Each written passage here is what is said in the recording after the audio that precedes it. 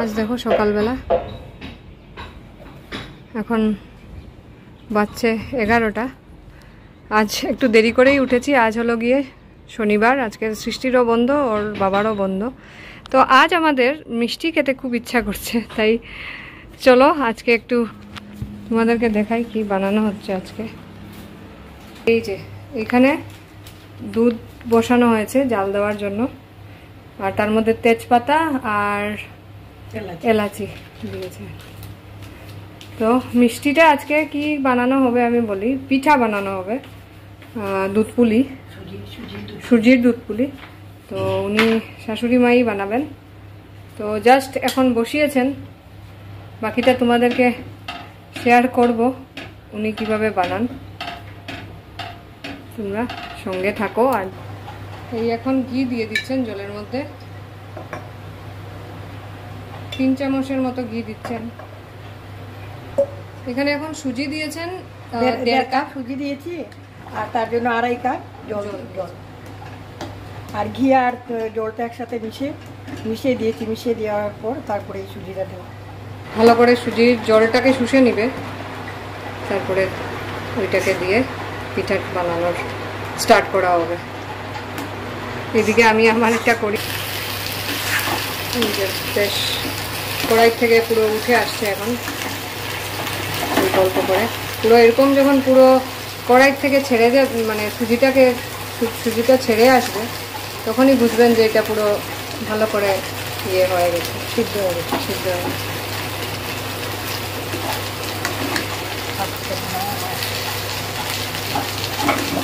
দুধপুলি যেরকম খেতে স্বাদ, বানাতেও বেশ কষ্ট আছে, অনেক কিছু প্রসেসিং আছে। ফার্স্টে দুধ গরম করলে, তারপরে আবার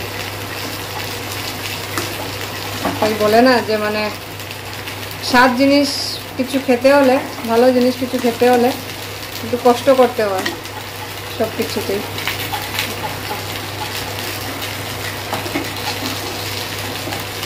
মোটামুটি হয়ে যাচ্ছে। এখন ওকে একটা থালে ঢেলে রাখতে লাগবে, অল্প ঠান্ডা হতে লাগবে, বেশি ঠান্ডা হলে আবার মুশকিল হয়ে যাবে। এটাকে একটু ঠান্ডা হচ্ছে, বেশি ঠান্ডা হলে মেবি একটু শক্ত হয়ে যাবে। এই যে কড়াই থেকে এখন থালে ঢেলে দিচ্ছে।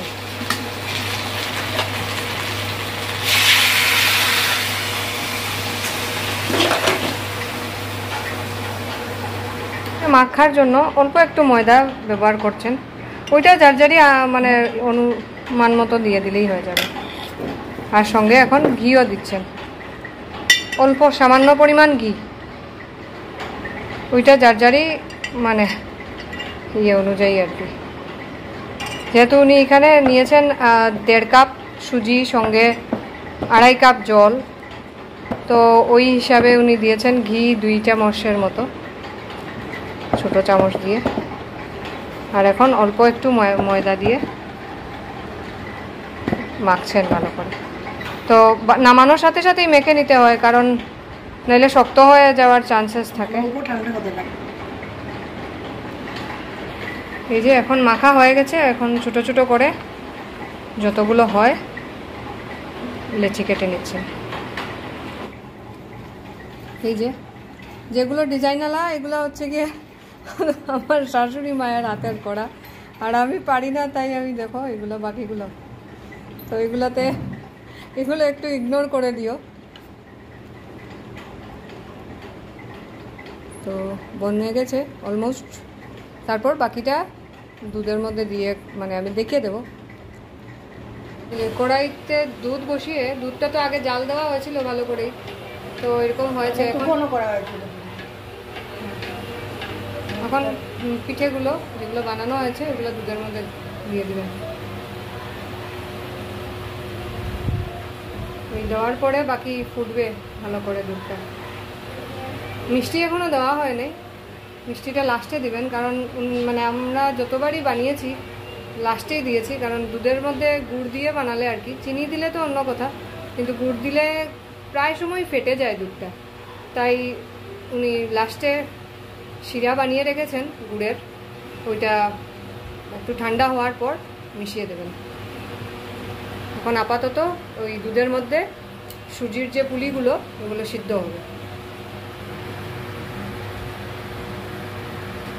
যাতে ভালো করে দুধটা ওই পুলির ভিতরে ঢুকতে পারে।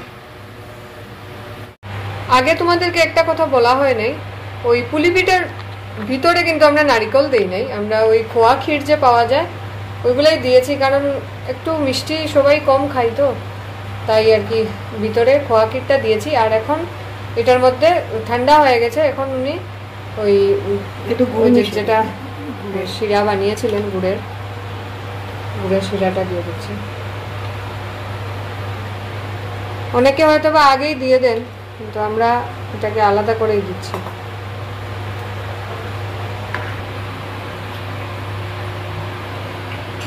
এই যে হয়েছে, মানে মিষ্টি দেওয়ার পরে গুড় দেওয়ার পরে এইটা হয়েছে। আর এখন আমরা কিছুক্ষণ এটাকে ঢেকে রেখে দেব, কারণ আরেকটু সময় থাকলে আরেকটু এই পিঠা পুলিগুলো ক্ষীর মানে দুধের যে ক্ষীরটা ছিল আছে এটাকে টেনে নেবে, মানে শুষে নেবে, তো আরও বেশি স্বাদ লাগবে খেতে। তো আর পিঠা সবসময় একটু ঠান্ডা খেলেই ভালো লাগে, গরম পিঠা খেতে খুব একটা স্বাদ লাগে না। এই দেখো উপরে দুধ জাল দেওয়ার সময় পুরো উপর দিকে উঠে গেছে। তো ঠিক আছে, আজকের এই যে পিঠে পুলির রেসিপিটা যদি তোমাদের ভালো লাগে নিশ্চয়ই ট্রাই করবে আর আমাকে জানাবে, আর যদি কোনো ভুল ত্রুটি হয়ে থাকে নিশ্চয়ই কমেন্ট করবে।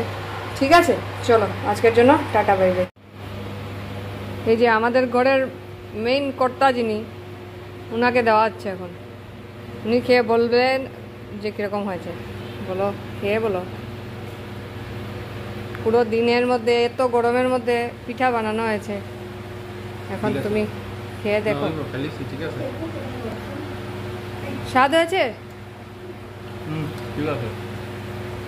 ঠিক আছে।